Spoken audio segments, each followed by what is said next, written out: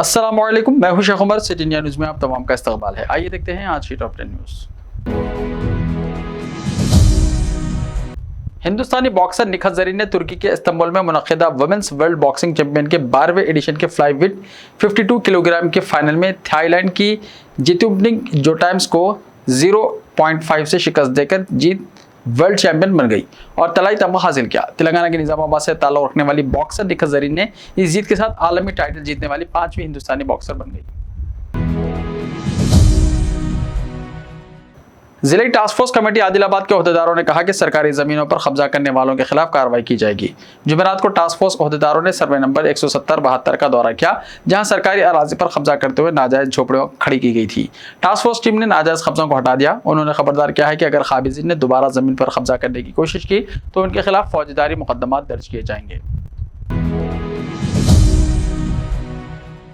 तेलंगाना में इंटरमीडिएट के तमाम अहम मज़ामीन के एग्जाम्स मुकम्मल हो चुके हैं। Secretary board of intermediate education Syed Umar Jaleel ने बताया है कि आज सेकेंड ईयर के केमिस्ट्री और कॉमर्स परिचय जात के एग्जाम्स की तकमील से तमाम अहम मज़ामीन के इम्तहानात मुकम्मल हो गए हैं। मॉडर्न लैंग्वेज और जियोग्राफी जैसे दो गैर अहम मज़ामीन के एग्जाम्स 21 और 24 मई को मुनक़िद होंगे, जिनमें तलबा की इंतहाई मामूली तादाद शिरकत करती है। उन्होंने बताया कि फर्स्ट और सेकेंड ईयर के एग्जाम्स में जुमला 9,07,000 स्टूडेंट्स ने हिस्सा लिया। एग्जाम्स के लिए 25,000 से ज़ायद इन्विजिलेटर्स, 75 फ्लाइंग स्क्वाड्स और 150 सिटिंग स्क्वाड्स की खिदमत हासिल की गई, जिन्होंने इम्तिहानी मराकज़ में नुमाया तौर पर खिदमत अंजाम देते हुए बेहतर इनेकाद को यकीनी बनाया। बोर्ड ऑफ इंटरमीडिएट एजुकेशन की जानिब से रोज़ाना ऑब्जर्वर्स की टीमें मुख्तलिफ अजला को रवाना की गई। एग्जाम्स में मजमूई तौर पर नकल नवेज़ी के 56 मामला दर्ज किए गए। पर्चे जात की तकसीम के मामले में बास मामूली गलतियाँ रोनमा हुई हैं, जिन्हें फौरी तौर पर दुरुस्त कर लिया गया और तलबा को एग्जाम्स के लिखने में कोई दुश्वारी नहीं हुई। सैयद उमर जली ने बताया कि 15 मराकज़ पर इम्तिहानी पर्चों की जाँच का इंतजाम किया जाएगा और तवक्को है कि जून के तीसरे हफ्ते में नताइज का ऐलान कर दिया जाएगा। उन्होंने कहा कि इंटरमीडिएट तलबा को जहनी दबाव से महफूज रखने के लिए माहिरीन नफ्सियात की खिदमत हासिल की गई हैं। तलबा माहिरीन से जहनी दबाव के मसले पर टोल फ्री नंबर 1800-599-933 पर कॉन्टैक्ट कर सकते हैं।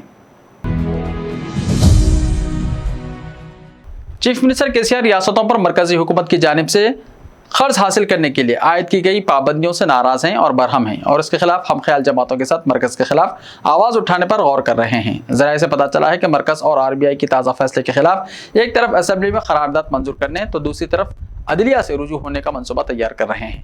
इम्कान है कि चीफ मिनिस्टर जल्द दिल्ली का दौरा करेंगे और हम ख्याल जमातों के साथ मुख्तलिफ रियासतों के चीफ मिनिस्टरों से तबादला ख्याल करके कौमी सतह पर मरकज के फैसले के खिलाफ मुहिम छेड़ने की तैयारी कर रहे हैं। चीफ मिनिस्टर के चंद्रशेखर राव कौमी सतह पर अपनी सियासी सरगर्मियां शुरू करने के लिए आज नई दिल्ली रवाना होंगे। वो दिल्ली से मुल्क के मुख्तलिफ इलाकों का दौरा करते हुए अपोजिशन के चीफ मिनिस्टर्स, सियासी कायदीन, समाजी शख्सियतों और माहिरीन माशियात से मुलाकात करके मुल्क की सूरत हाल पर तबादला ख्याल करेंगे। केसीआर जुमे की शाम नई दिल्ली रवानगी के बाद 22 मई को चंडीगढ़ रवाना होंगे। किसान तहरीक में फौत होने वाले 600 किसानों के खानदानों में फीकस 3 लाख रुपये का चेक हवाले करेंगे। इस मौके पर चीफ मिनिस्टर दिल्ली अरविंद केजरीवाल और चीफ मिनिस्टर पंजाब भगवंत मान भी मौजूद रहेंगे। 26 मई को केसीआर बेंगलुरु में साबिक वजीर आजम एचडी देवेगौड़ा से मुलाकात करेंगे। 27 मई को रालेगांव सिद्धि पहुंचकर समाजी जहदकार अन्ना हजारे से मुलाकात करेंगे। वहां से शिरडी में साई बाबा मंदिर के दर्शन करेंगे। वहां से हैदराबाद वापस होंगे। केसीआर 29 और 30 मई को मगरबी बंगाल और बहादुर का दौरा करने का मंसूबा रखते हैं। केसीआर 29 और 30 मई को मगरबी बंगाल और बिहार का दौरा करने का मंसूबा रखते हैं। सदर प्रदेश कांग्रेस रेवंत रेड्डी ने पकवान गैस की कीमतों में इजाफे की मजम्मत की है। ट्विटर पर रेवंत रेड्डी ने लिखा है कि मुल्क और कौम के लिए मोदी सरकार खिदमत का दावा करती है, लेकिन पकवान गैस की कीमतों में फिर एक बार इजाफा कर दिया गया। उन्होंने कहा कि कीमतों में इजाफे का बोझ हुकूमत को बर्दाश्त करना चाहिए, लेकिन आम आदमी पर यह बोझ आयद किया जा रहा है। उन्होंने कहा कि बीजेपी की व्हाट्सएप यूनिवर्सिटी हकीकी सूरत हाल से आवाम को गुमराह करने की कोशिश कर रही है। रेवंत रेड्डी ने आवाम को खबरदार करते हुए कहा कि वो मोदी हुकूमत के आवाम दुश्मन फैसले पर नजर रखें। रियासती वजीर आईटी और सनत केटीआर लंदन में मसरूफ तरीन दिन गुजार रहे हैं। United kingdom India business council UKIBC और SMMD के ज़ेर एहतमाम तीसरे राउंड टेबल कॉन्फ्रेंस में केटीआर ने शिरकत की। इस मौके पर केटीआर ने ऑटोमोबाइल इंडस्ट्री के नुमाइंदों से मुलाकात की। इन्हें तेलंगाना में मौजूद सरमायाकारी के मौक़े से वाकिफ करवाया। इलेक्ट्रिक गाड़ियों के शोबे में तेलंगाना सरफ़हरिस्त होने का दावा किया। तेलंगाना बैरूनी सरमायाकारों के मंजिल में तब्दील हो जाने से वाकिफ करवाया। रियासत की तरक्की और इलेक्ट्रिक व्हीकल पॉलिसी शुरू करने की तफसीलात पर रोशनी डाली। उन्होंने बताया कि अभी तक कई इलेक्ट्रिक गाड़ियों की कंपनियों ने तेलंगाना में अपनी सरगर्मियों का आगाज कर दिया। तेलंगाना में सरमायाकारों का सुर्ख खालिद पर इस्तकबाल किया जा रहा है। हुकूमत की जानिब से इन्हें तमाम सहूलतें और रियायतें भी फराहम की जा रही हैं। हज 2022 के तेलंगाना से ताल्लुक़ रखने वाले आज़मीन हज को जारी साल रुबात की सहूलत हासिल नहीं रहेगी।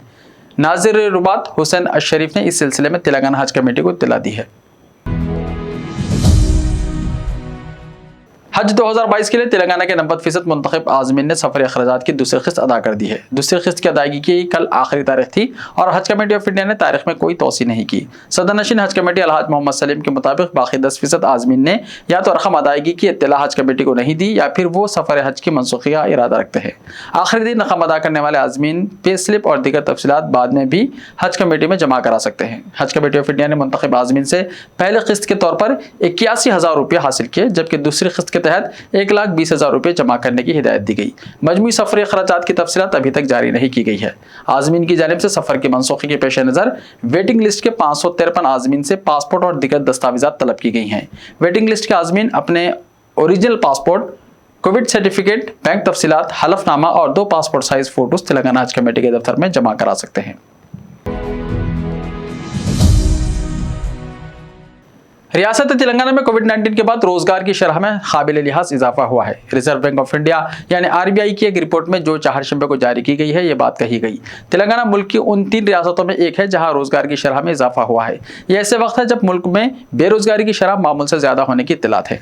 आरबीआई की रिपोर्ट में कहा गया है कि हालांकि ज्यादातर रियासतों में शरह रोजगार उनके यहाँ कोविड से पहले की सतह से कम रिकॉर्ड की जा रही है, जबकि महाराष्ट्र, ओडिशा और तेलंगाना में बेहतर रिकवरी हुई है और इन रियासतों में कोविड से पहले रोजगार की जो शरह थी अब इससे बढ़ गई है।